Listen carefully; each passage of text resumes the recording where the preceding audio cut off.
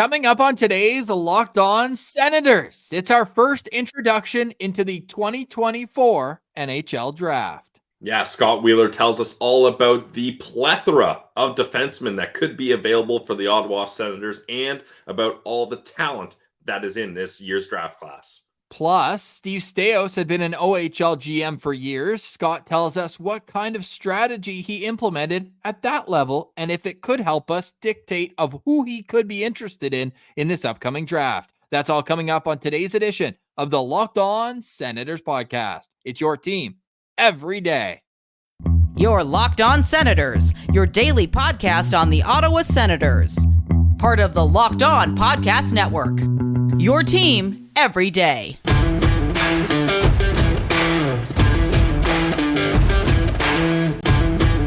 I'm Jake Sanderson, and you're listening to Locked On Senators podcast.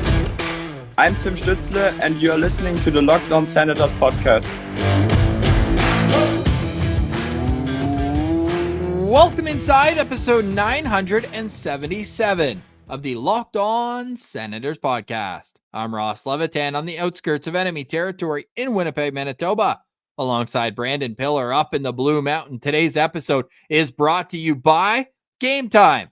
Download the Game Time app, create an account, and use code LOCKEDON for $20 off your first ticket purchase. A reminder that you can follow the show on social media as well. We're at Sens Central on Twitter, LockedOn.Senators on Instagram. The show is free and available on all podcast platforms, including on YouTube, where a like, comment, and subscription go a long way to helping the show grow. Today is Thursday, February 8th, and Pilsy, the Ottawa Senators are finally back on the ice at practice today at 4 o'clock. Here we go. Let's keep her rolling, and let's keep her rolling, as Claude Giroux would say, because they're coming off 2 overtime victories, and they got a battle up against the Toronto Maple Leafs on Saturday. So let's get back to practice. Hope everyone had a nice break, but it's time to get going again for the Ottawa Senators. What's the one storyline you're most looking forward to seeing play out throughout the second half of the season? The continuation of success for the Ottawa Senators when Tim Stützle, Josh Norris, and Shane Pinto are all in the lineup. I mean, my God, we've had to wait so long to have stretches with all 3 of those centermen in the lineup. And now that it's happening, you're starting to see the way this team shakes up down the middle. Pretty good. Pretty good.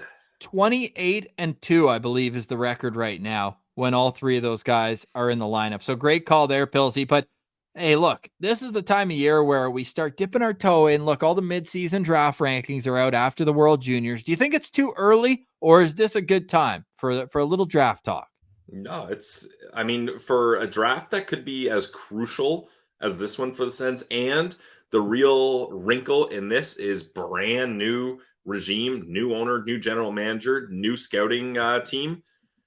There's so much intrigue about this draft that I'm diving into this one early, Ross. Yeah, this is exciting. And we're going to hear from Scott Wheeler in just a couple minutes. But to me, it's the amount of defensemen in this draft that, right shot defensemen as well, which are always in high demand, but especially for the Ottawa Senators prospect system. On Monday, we did our prospect pool, and only Max Gannett, who's 22 years old and was a 7th round pick in 2019, is the only defenseman right-hand shot that we even considered for the top 10. They have so many left-hand shot defensemen, and we're seeing that play out at the NHL level where they have a lot of lefties, and the balance is crucial. So anything else you want to get to before Scott Wheeler? Because it's a very detailed conversation we're looking forward to presenting to you guys.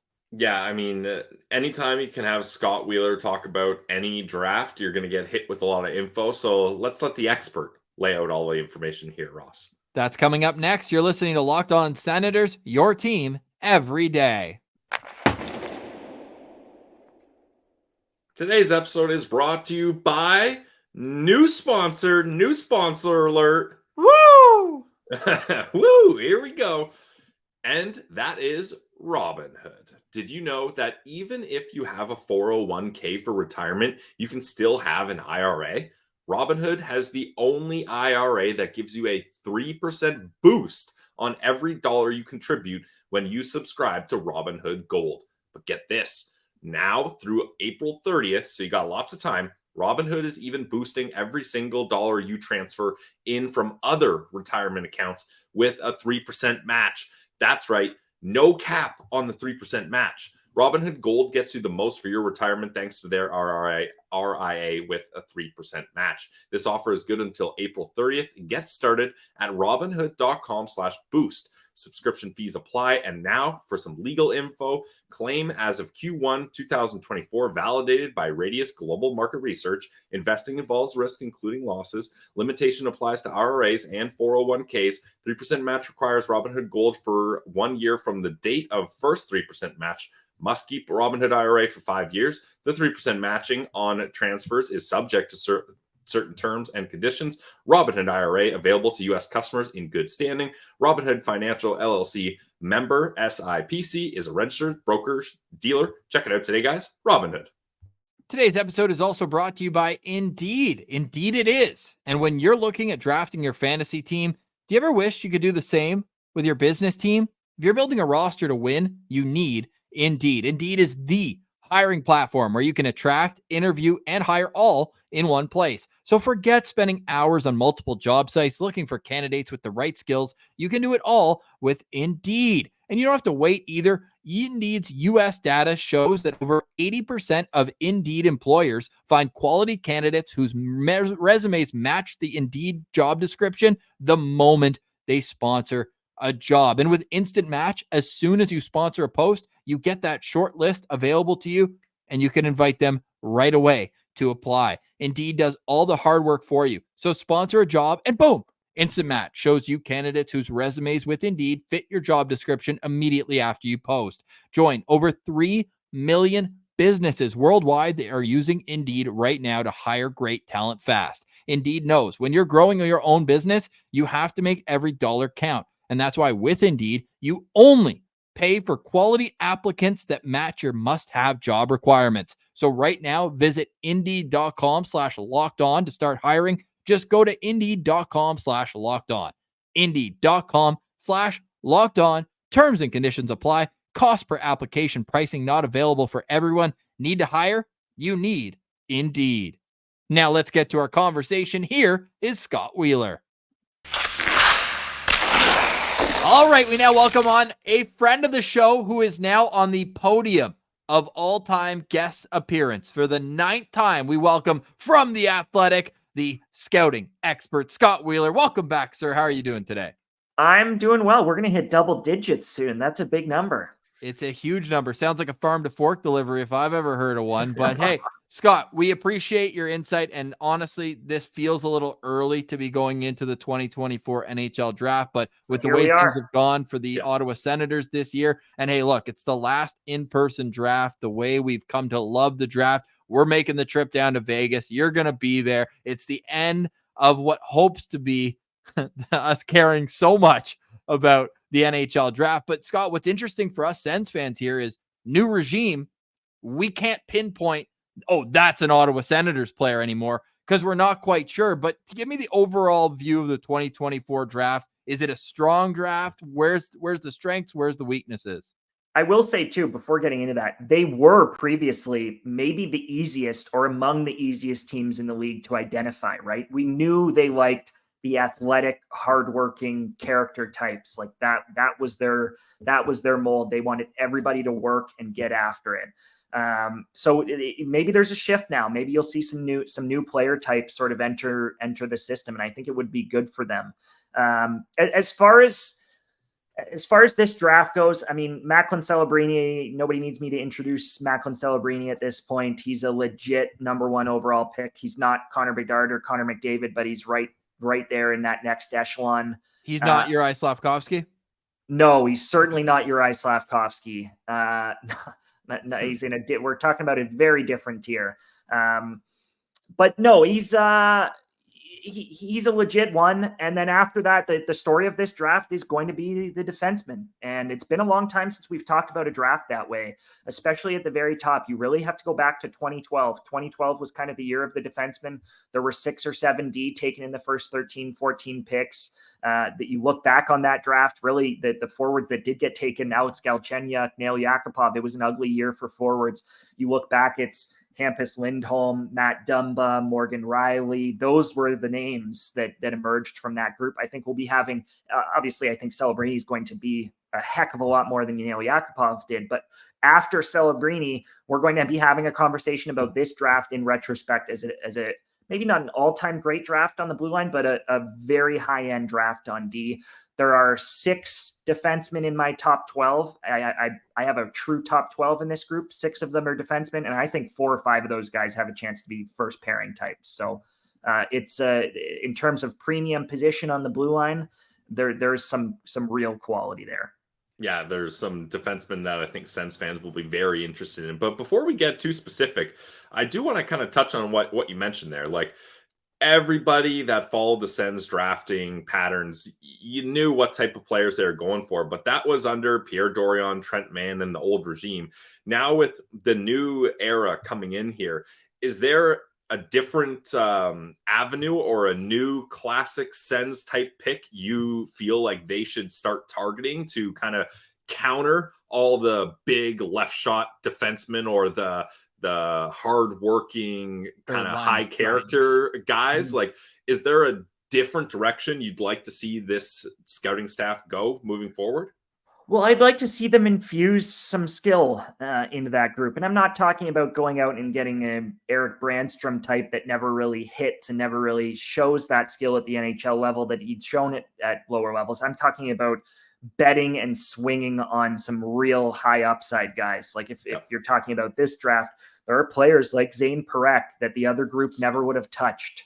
And I think that's where things get interesting. If not to go too far into the weeds here, but if you don't feel that Jake Sanderson or Thomas Chabot are true PP1 types, then suddenly a player like Parekh becomes interesting, because then you can move a Thomas Chabot or a Jake Sanderson onto the second power play. And Parech's a kid that I believe has a chance to put up 60, 70 points a year in the NHL. And he's an incredibly dynamic offensive defenseman, one of the most talented players I've watched at the junior level in quite some time. And that's including Ottawa's own Brant Clark, who was a very, very talented, creative, crafty offensive defenseman at the junior level in the OHL. And I think we're talking about even a cut above that with Zane Parekh. So there are guys like that you just, I would have, in a mock draft a year ago, I would have completely ruled out for them. Maybe that's not the case now. Maybe they do still view team building in a similar way, and we start to see sort of some of those trends develop. But there are players a year ago, I know that they would have loved Sam Dickinson, for example, of the London Knights, the sort of big, mobile left shot defenseman, right? They've been down that road. Dickinson's a two-way sort of, there's some parallels even to Jake Sanderson there with Sam Dickinson. And you can never have too many of those guys. He's an excellent, I'm a huge Sam Dickinson fan, but suddenly he's not the only kind of player in terms of talking about those defensemen that I think this group would be interested in. And you've been around the OHL circuit for a long time. Are there any trends that you noticed of the Bulldogs when Steve Staios was in charge that maybe you think from a team building aspect he could bring to the NHL? Well, certainly there were more of those types that the Sens wouldn't have drafted. Steve Staios brought Arthur Kaliev along and didn't give up on Arthur Kaliev when Arthur Kaliev was a very quirky prospect. He was one-dimensional. He fled the zone and cheated for offense. He did a lot of the things that the old regime hated in terms of their forward prospects, right? He was slow. He was unathletic. He cheated up ice for offense. Yeah. His habits weren't great, but he filled the net with the puck and scored 50 goals a season in the OHL and has now become an NHLer. We'll see whether he actually sticks around. It sounds like he might get traded out of LA for a bit of a change of scenery. Maybe to Ottawa? Maybe to Ottawa. Certainly Staios would be familiar, right? So that there were guys like that came through. Obviously there's ties with his son, but even Staios's kid was a pretty unique type in terms of 5'10", not a great athlete, not sort of a dynamic offensive defenseman, but became a dynamic offensive defenseman over the course of his career and was ultimately signed to an entry-level contract after going undrafted.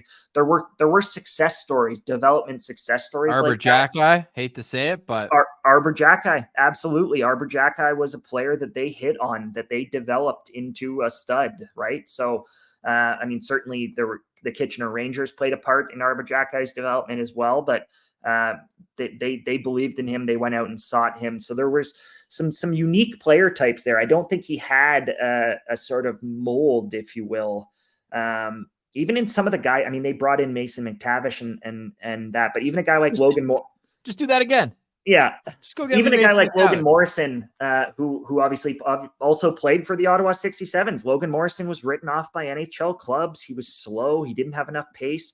They brought him into Hamilton and believed that he could be a star for them, and they won an OHL championship. So I think he's actually a very open-minded, just in getting to know him over the years and seeing him around rinks and talking to him and that kind of thing when he was full-time with Hamilton. I think he's a very open-minded guy. I don't think he'll maybe have the set boundaries that the previous regime had. It almost feels like a complete parallel because open mind, but like closed poker face. Like you have no idea what he's thinking. Whereas Dorion, I mean, the smile would tell you in a press conference exactly what he was thinking. Yep. Pilsy, defenseman. I know you had a question on what could be some options for Ottawa.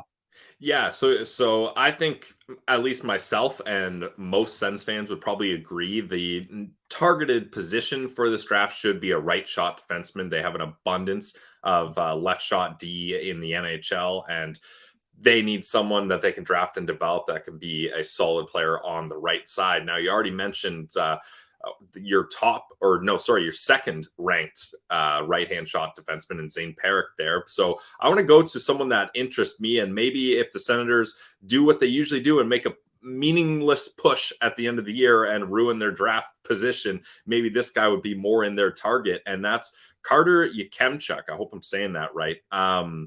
He's someone that through your write-up in your article at The Athletic really had my attention. What can you tell us about him? Yeah, Yakemchuk's an interesting one. I was just before I hopped on with you guys here, I was on the Athletic Hockey Show, which is our podcast at The Athletic, and we did our first of what will be many mock drafts. We're a little bit obsessed with it on the podcast.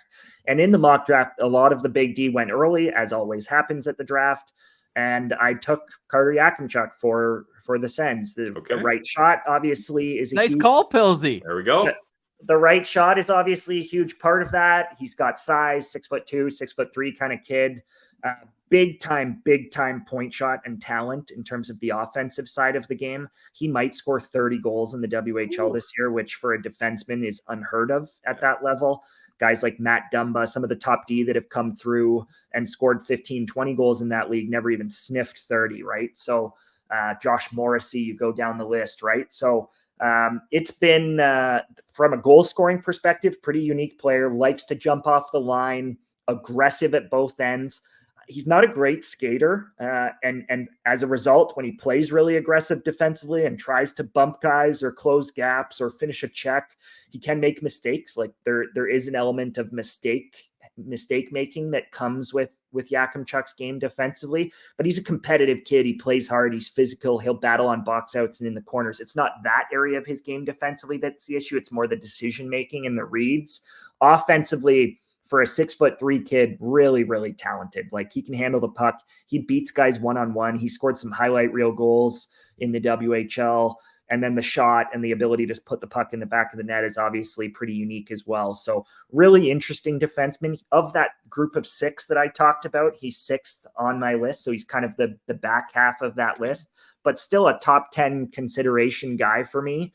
I just am partial to those other guys. And I don't know whether they're going to be in a position to draft the third of those three righties that are in that group of six, or if we even want to talk about Artem Levshunov, but that in particular would be a dream outcome for the Sens, I think. That's my next question, but just a follow up on this one, a September 29th birthday, just more of a philosophical thing. How do you deal with the older players versus the younger in the same draft class? Yeah, I mean, obviously he's got more WHL experience than most players his age. There's a little bit of expectation that comes with that. You should be a better player. You should be further along physically. You should have more muscle mass built up. Those are all things that you'd expect out of a player who's on the older side of a draft class. It's not a default negative or a positive for me. Like it's sort of case by case. Sometimes you get those older kids and they're still skinny and underdeveloped, and that's just because they're late bloomers, right? I think in Carter's in Carter's case, he kind of is where you'd expect a player. Like he was a WHL second All-Star last year in his pre-draft season, right? Like he was a very good player last year, which is kind of what you'd expect. If he was on the younger side of last year's draft, you'd hope that he was still a good player, right? So it's not just coming late for him. So a layered conversation in terms of I try to treat it case by case with the age piece. But it's definitely something you're cognizant of. And he's got less runway now than some of the younger guys. We saw the reverse happen with Jake Sanderson, right? Jake Sanderson had a great second half in his draft year. And then you started to wonder, okay, he's a really young kid, summer birthday. Maybe he's just hitting his stride here. And that's exactly what turned out to be the case. That added runway was a big deal for Jake Sanderson. And you're not necessarily going to have that added runway with a player like Yakemchuk. But Yakemchuk's also further along physically, like he's a big, strong kid and all that. So he's checked some boxes along the way. And he's kind of exactly where you'd hope he'd be given his age. Love that. Now, also an early birthday in terms of one of the older players in the draft, October 28th, is Artem Levshunov. You have him second overall, and he's a Belarusian kid, but is playing at Michigan State. So the factor of him staying in the KHL, not a problem. A team you'd think could get him into their system a lot sooner than that. 6'2", 210 pounds. What's the scouting report on him, and why is he your top defenseman in the draft? He is a unique kid and prospect. I'm not sure I've ever met a kid like him. I'm not sure I've ever scouted a D prospect like him. You run into him around the rink, and he seems like a very boyish kid. I think some of that is the language barrier and just the new country. They're just different people. But he seems like a little kid when you see him. And then you see him physically, and he is, outside of Aaron Ekblad, the most physically imposing defenseman I've ever seen at this age, to the point where teams have asked his agent to verify his age, kind of thing, because he's jacked. Like, I'm talking shoulders, biceps, his chest. When he's wearing an athletic shirt, not to get too carried away here, but when he's wearing an athletic shirt, like, he looks like a bodybuilder kind of thing. So that is very unique. The physical ability is incredible. He's a high-end north-south skater. Actually, his stride actually looks a little weird, but he's just like a gazelle out there. Like, he just gets up and down the ice so quickly.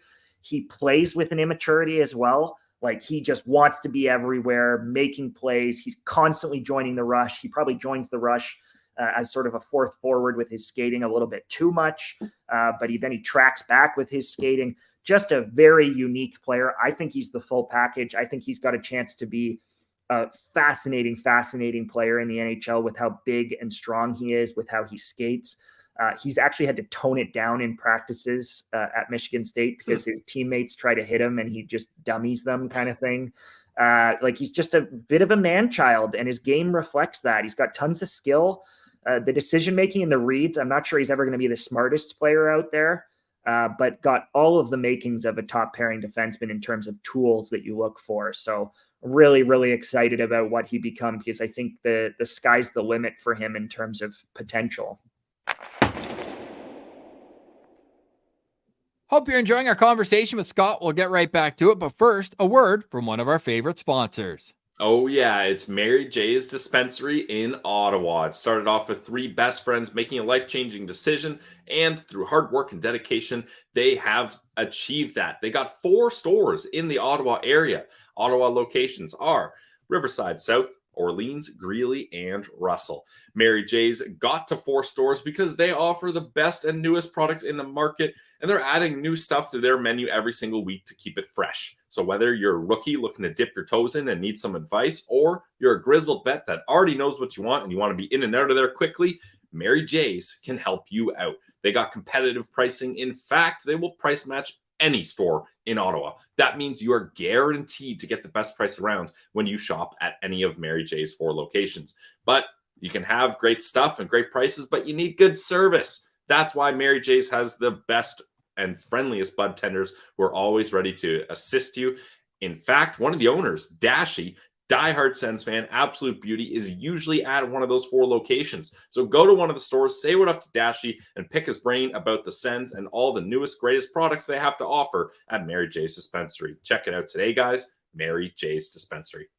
Today's episode is also brought to you by Game Time. It's the only sports ticketing app that you need and the only one that allows you not to have any worry when you buy tickets to your next big event. Game Time is the fast and easy way to buy tickets for all the sports, music, comedy, and theater near you. They've got killer last-minute deals, all-in pricing, views from your seat, and their best price guarantee. So Game Time really does take the guesswork out of buying tickets. Game Time is the only ticketing app that gives you complete peace of mind with your purchase. All-in pricing shows you your total right up front, so you know you're getting a great deal before you check out.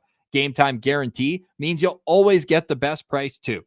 If you find tickets in the same section and row for less, Game Time will credit you 110% of the difference. Pilsy and I are doing a couple boots on the ground on the road. Where are we going? Game Time to get our tickets. So you can do that too. Take the guesswork out of buying tickets with Game Time. Download the Game Time app, create an account, and use code LOCKEDON for $20 off your first purchase. Terms apply. Again, create an account and redeem code LOCKEDON, LOCKEDON, for $20 off. Download Game Time today. Last minute tickets, lowest prices, guaranteed. Now, obviously, we're focused on defensemen here, especially in this draft class. It Right really, shot. yeah, especially right shot. It really seems like there's a lot of kind of high potential defensemen available. But let's get off that position and just open it up more. Can I ask one more beforehand? Just a quick one, Sure, because let's Adam finish Yurchek off then. had a long-term injury at the World Juniors. How much of an impact do scouts see that as when you lose out on that much of your draft year? It's a factor, and I think it's particularly a factor just because his draft year, I think, was going good, but not great. He played at the pro level in Czechia, but he wasn't really taking charge of shifts and taking charge of games in the same way his brother did at the same age. There were, after a tremendous Hlinka Gretzky Cup where he was one of the best players in the tournament, I think he wasn't quite meeting those expectations early on in the year. Then his season is suddenly over on day one of the World Juniors, game one of the World Juniors for that team. And it just becomes a harder sell in terms of, and I don't mean harder sell in terms of first rounder, but harder sell in terms of top 15, right? So, teams are going to have to weigh that and the lost time. It's ironically and sadly, his brother went through the exact same thing, right? His brother had a huge injury in his draft year, huge knee injury in his draft year. So the family's got some experience with this, but he's going to be an interesting one, a bit of a wild card, because coming in out of the Hlinka Gretzky Cup, there were people who thought he had top 10 upside. I've never seen that in him. But now he's not going to go in that range. And then the question becomes, does he go in the teens or the 20s kind of thing? And how much does the injury play into that conversation? Yeah, it's going to be interesting to follow along with that. Now, opening it up past defensemen, let's just ballpark and say top 15 here. Yep. Who of a non-defenseman player would you think would be a good target for the Ottawa Senators? Now, I do notice that you've got 4 centermen in your top 15. So based on how the Sens prospect pool shakes out, they could use some re-upping down the middle. So maybe I'll narrow it down from there. Which of the 4 centermen that you have in your top 15 do you think would make the most sense for the Ottawa Senators to target? Well, the two big ones, the 2 premium ones are the 2 WHL kids and very different styles of players. You've got Caden Lindstrom, a 6'3", 6'4" center who's a tremendous skater, physically imposing power forward type who drives the net, finishes his checks, has shown more skill this season and shown some real skill and goal scoring touch this season prior to a hand injury, which has recently briefly sidelined him. Sounds like he's going to be back before the end of the season. No issues, not a long-term thing. Just had a minor sort of hand procedure done. But Lindstrom's the real package, right? Like he's the player that every NHL scout will watch and they start to get excited about. He's the ideal of what you're looking for in a hockey player. He's got size, skating, athleticism, physicality. He's competitive. He's got skill. He can score. There aren't really any holes there.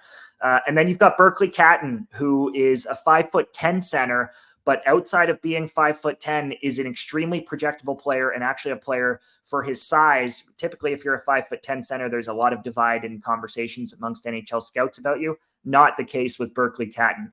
Tremendous skater, extremely dynamic on his edges, attacking on cuts, changing directions, slipping away from checks. can score, gets to the middle of the ice, which is always a question mark about 5'10", 5'9" players. Can you get to the middle third of the ice and create offense off of more than just the perimeter? He's a natural at that, gaining inside territory, beating his marks to spots with his skating. Not going to be a super sort of two-way stud in the NHL, but competitive kid, works, gets into battles, wants to win back pucks, gets up and under sticks. So very different players just because of the size. A little bit more of a dynamic, sort of threatening quality inside the offensive zone with a player like Catton who can just spin and make something happen on a dime kind of thing. Whereas with Lindstrom, it's more predictable, right? He's going to want to drive the net. He's going to want to look for his shot. He's going to want to sort of play the harder game. Very different players. Both should be top 10 picks, and both have a chance to be legit sort of top 6 centers in the NHL. So those are the two guys. Consta Helenius is sort of that next player, another 5'10" kid, but doesn't have the skating quality that Catton has. So with Helenius, you've got a smaller center, and there are just a little bit more question marks. He's been very productive at the pro level in Finland. Extremely smart kid, wins on his smarts and his skill level. Also has some competitiveness to him. A lot of people thought he wasn't going to stick as a center at this age in Liga, and he's actually been a top 6 center in Liga. He hasn't played the wing hardly at all for them, so that's a really nice feather in his cap that he will be able to stick at center long term. Those are really the three big ones, and teams are going to have to measure those guys and the premium position of being a center against the two wingers in Yzerman and Demidov, right? It's the age-old question of, do you take the center who's maybe slightly lower end in terms of upside and talent, or do you take the winger? And almost every team will take the center. So I think ultimately we're going to have the same surprise that we have every year when Yzerman and Demidov aren't taken quite as highly as people expect, just because of the centers and the D in this draft.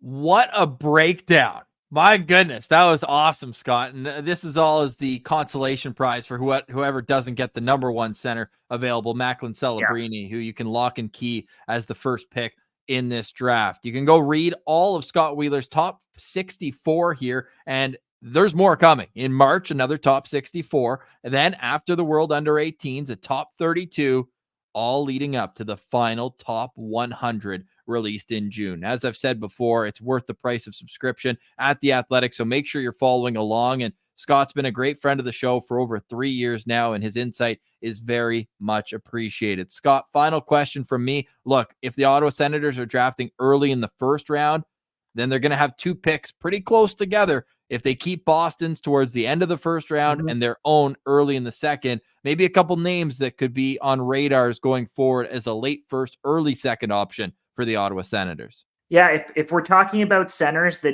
name I'm going to probably go to all year when I get asked about this on radio or podcast or whatever is Michael Hage of the Chicago Steel. Michael was a true premium top prospect in minor hockey in the GTHL. Would have been a first or second or third overall pick into the OHL had he gone the OHL route. Instead, he opted to go to the Chicago Steel at a time when the Chicago Steel were developing everybody. Now the Chicago Steel, under new ownership, after being a dynasty for the last decade, basically, the Chicago Steel are under new ownership. They've really struggled this year. They've been actually a brutal team to watch, if I'm being honest, this year. And the one constant on that team has been the play of Michael Hage. 6'1", 6 foot, maybe 6'2" if he's lucky, center, real skill, committed to the University of Michigan, a program that we all know obviously has a track record of developing 1 and done or 2 and done prospects. Skill, works hard, sort of well-rounded center. I think because he missed last year with shoulder surgery and didn't have his sort of rookie season in the USHL play out like he'd hoped it would, it set him back. I think he had a real opportunity. If he'd played in the USHL last year and didn't miss the season due to shoulder surgery, I think he'd probably be a top 15 pick in this year's draft. Now suddenly misses that time. He's playing on a Steel team where he's got no talent around him. The production is point per game. It's good, not great. I think largely because of the lack of talent around him. And I think he's got a chance to go to Michigan next year and have a really breakout sort of freshman year and look like a surefire first round pick again. So if he's available in the mid to late 20s, or let alone in the 30s, sort of at the start of the second round, he's a kid who I think might be a sort of a good middle six center. Like he might be a Shane Pinto type sort of down the line eventually, right? So that's a good value play. I think I'll be keeping an eye on where he goes for sure. Yeah, the start of the second round is always very interesting. And for the Senators, it will be interesting again this draft. Now, final question for me, Scott, just an easy one, a lob ball to send you out of here. What's next for you on The Athletic? What can readers expect to see in your upcoming articles? Obviously, the continuation of the prospect pools.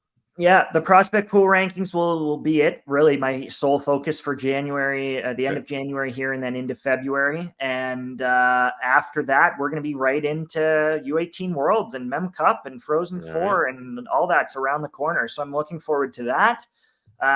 Got some features on some guys for the upcoming draft that will begin to roll out that I've been working on all year that I'm excited about, and that kind of a thing. The normal coverage and. Then we'll be I'll be seeing you guys in Vegas, which I'm looking forward to, because Vegas is one of I think there's only 6 or 7. I've been to 25 or 26 of the 32 NHL markets at this point, and Vegas is one of 6 or 7 that I haven't touched. So I'm looking forward to getting the Vegas experience. Well, beer's on us, Scott. We truly appreciate your insight on our show. You make us all smarter for it, and we're looking forward to continuing to read your articles with The Athletic. So thanks for doing this. Appreciate it. Cheers, guys. It'll be the last hurrah too, the last centralized draft before they go to a new format. So it's going to be a party. You guys will have a ton of fun. The NHL draft is a great experience. Big thanks to Wheeler for joining us. Make sure you're following him on social media at Scott C. Wheeler, a true friend of the show, and we can't thank him enough for his insight. We'll be knocking on his door as the prospect season begins ramping up. But Pilsy, we're recording this just before practice on Thursday. So if anything happens, make sure you're following us at Sens Central on Twitter. Tomorrow, though, storylines. Heading into the unofficial second half. You have any final thoughts today? I'm so stoked to do a game day preview episode up against the Leafs tomorrow. It's been too long since the Ottawa Senators have played hockey, and we got to keep this good momentum going. And look, it's been less physical of a series up against the Leafs, but the Sens have still found a way to get the victory more often than not. So let's hope they can continue that and keep carrying the momentum from what they had before the All-Star break. Game day preview tomorrow on Locked On Senators, and then Saturday, the postcast is back. So stay tuned for all that and more. Thank you for watching today's show. For Brandon Piller, I'm Ross Levitan. This has been the Locked On Senators podcast, your team every day.